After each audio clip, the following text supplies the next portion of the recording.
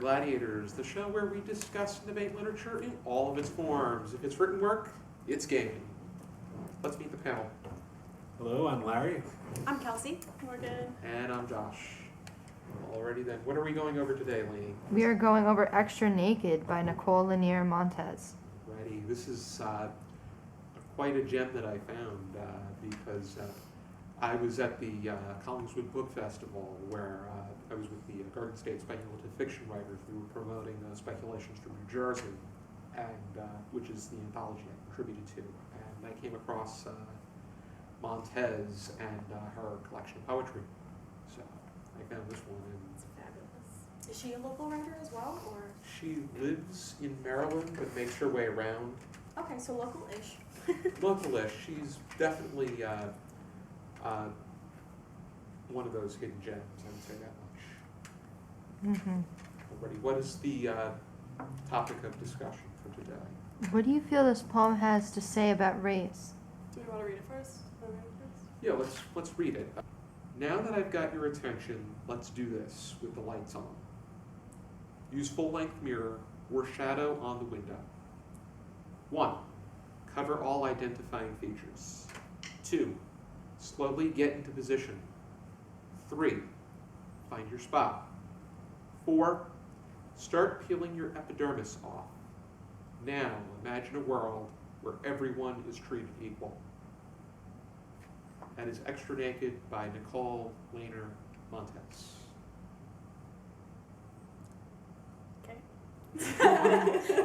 Who wants to start? Because there's definitely some interesting points. Do we have a that can be question made. or that we're answering? Yeah. Or we just go? It's- There's like two I can throw you and that I have listed over here, and it's what do you feel this poem has to say about race, and do you feel she made the right word choices? She absolutely made the right word choices. I think, all right, so she's commenting on this idea that race is just this really superficial, silly, meaningless thing that we see, and it doesn't actually mean anything because we're all just these meat bag animals. And the way she describes this kind of process and the word she uses, peeling your epidermis off, really makes that point. Like 1, 2, 3, 4. They're all these. It reminds me of like an animal crawling into a little position. So we're like all these animals just tear off your skin, and you'll see that you're just this stupid meat bag, just like all the other meat bags. The word epidermis instead of skin Yeah. is crucial because epidermis makes it more scientific. It makes it more Biological. far more. Skin is usually skin is such a common term that we refer to different races by the color of their skin, and to use the term epidermis, it's just seeing humanity in as a greater whole, and that humans are humans, and they just about think the way they think should not be reflective of the race at hand. I also think that using the word epidermis and it distances itself more from what it's actually discussing. So it makes the fact that it's discussing race even more abstract. Yeah, I would say that is, it does make it more abstract and less about, it doesn't target a particular. It's like less subjective almost. It's like a clinical description, like peeling your epidermis off. It's fabulous. I also read into it in a like totally different way than both of you did, because I kind of focused more on the bit where it says cover all identifying features, and it made me think of how people of color are often brought up in society where European beauty standards are held to a higher esteem than their beauty standards, so they're forced to assimilate into European beauty standards. So they're like peeling off their skin to don the skin that say America tells them they should have. Ooh, that's beautiful. In a pretty graphic and descriptive kind of way. Yeah. Too. Grotesque. Which Mm-hmm. I think is perfect for a poem like this, which I'm assuming is more current, you know, in light of recent events and things like that, you know, the only way to describe this, you know, like the state of what it's like to be a person of color in America is to, you know, describe it in a grotesque way, because the, you know, current climate is grotesque. Much of what Montez writes is political and touches up on racial issues too. Those serious hotspot issues. Larry? I don't know. It's all kind of simple. Maybe a little too simple for my liking. The race issue is definitely something that exists and is real. But that last line, you know, imagine a world where where everybody's treated equal. I think regardless of race, that world will not exist. I don't know if that happens. People are not treated equally. People have different opportunities. People have different appearances. People have, you know, and obviously the appearance thing, I guess she's trying to take away. She's trying to say that it does not matter. That what? That it does not matter. Right. And I think or it should not matter. It should not, no. I think one of the most powerful lines, aside from peeling off your epidermis, is the third one. Use full-length mirror or shadow on the wall, which they are completely two different. The mirror is a clear image, and the shadow on the wall is just a silhouette. And the fact that she sees that, the shadow on the wall is clear evidence that does it even matter? What really is the difference? Yeah. That's the way we should be seeing things, is by the silhouette of the wall. It also calls into question, you know, how important perception is, you know, like how you are perceived is, you know, has a lot to do with, you know, the race issue at hand. But going back to the final line, I think just saying, imagine a world where everyone is treated equal makes it so you can read into this poem in more than just a race way, that you can get into, you know, other elements, you know, of a person's identity that stops them from being equal. So I think it makes it more accessible too if you wanted to read it that way.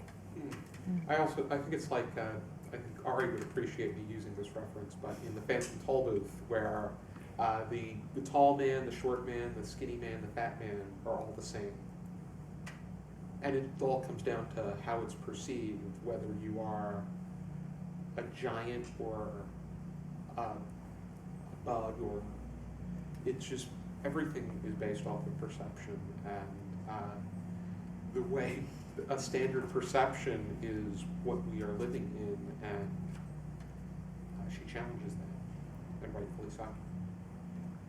But it's still a matter of, even if we all looked exactly the same and we had indistinguishable features physically, do you think that equality would exist? I think she just means imagine a world where people approach each other with the same amount of respect regardless of what they look like. Not like people all get the same thing or all actually equal, because I don't think that will ever happen, but she's just imagining a world with more empathy, I think, you know. But I think that you have a really good point, because, you know, she's like, you know, imagine, she's saying that, you know, like, race is just part of your skin, that kind of thing, and, but I think that because she's focusing so much on, like, you know, if you, I'm not really sure where I'm going with this, I'm just, like, what you said made me think of how, you know, even if we were all, you know, amorphous blobs and everything, systems of power would still be put into place. The systems of power that are in our, you know, in our country specifically would still be there, because, you know, it's all being created, you know, for us. It's not necessarily, you know. We are creatures of classification, colonialization, and the need to possess control. Yes, there you go. Yeah, and I just think that we have to be careful not to oversimplify these issues when it comes to these superficial differences that we share. Yeah, I would certainly agree with that idea. I think, though, that she's making it simple for a reason. Like, it's this, because it is, I don't know, I feel like she's making it simple because it's such a simple little thing that we put so much importance on, like what other people look like. Or she could be simplifying it so we can focus on things like the systems, like the more complicated things that are actually a part of it. You know, it's not just about skin color, it's about so much more than that. Yeah. She's like kind of like making this silly little issue, like what you look like small, just like peel it off. Then it's gone and it's not anything to worry about. Yeah, maybe the reason that, it's actually a separate stanza, isn't it, the last line? Mm-hmm. Yes, The last line is its own stanza. Yep. So there's kind of that separation as well that says, you know, you do all this stuff, you know, if we were able to actually literally do the things that are being described here, and then we saw that we were all the same. Now imagine that we're equal, because even though we have done all of that, you still have to imagine being equal. Just a generic point is word organization is always meant to be. It's always there for a reason. The word placement is always done so on the strategically and on the discretion of the poet, or at least in the right circumstances. Also, I think punctuation might be important because I'm not sure how it's written in the book that you have, but the version that I have, there's no period after equal.